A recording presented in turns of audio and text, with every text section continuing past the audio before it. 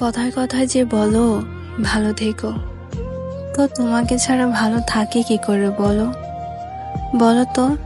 এই যে একটু একটু করে তোমার মাঝে ডুবে যাচ্ছি, ক্ষণে ক্ষণে তোমাকে নিয়ে ভাবতেছি, তোমাকে মিস করতেছি ভীষণ ভাবে। তোমাকে দেখতে হওয়ার পরও তোমাকে দেখতে পারতেছি না।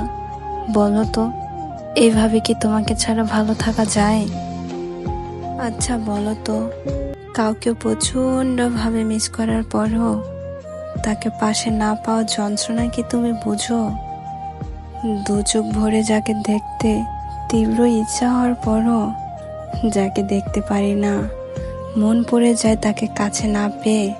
তাহলে তুমি বলো তো, এইভাবে কি ভালো থাকা যায়? তুমি হয়তো জানো না, আর কখনো জানতেও চাও নাই। যদি ভালোবাসতে তাহলে হয়তো বুঝতে, ভালোবাসার মানুষটাকে কাছে না পাওয়া যন্ত্রণা কতটা ভয়ানক হয়। আর ভালোবাসার মানুষটাকে এক নজর দেখার ইচ্ছা যদি হয়, তাকে দেখতে না পাওয়াটা কতটা যন্ত্রণাদায়ক হয়। তুমি যদি বুঝতে, তাহলে কথায় কথায় বলতে না ভালো থেকো। ভালোবাসার মানুষটাকে ছাড়া কখনো ভালো থাকা যায় না। আচ্ছা তুমিই বলো, অসুস্থ একটা মানুষকে বুকের মাঝে ঠাঁই দিয়ে এমন ভারী বুক নিয়ে কি দম ছাড়ানো যায়, নিঃশ্বাস নেওয়া যায়, কথা বলা যায়?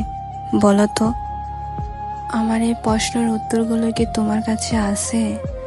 জীবনে শুধু স্যাক্রিফাইস করেই গেলাম, শালার জীবন আমারে কিছু দিল না।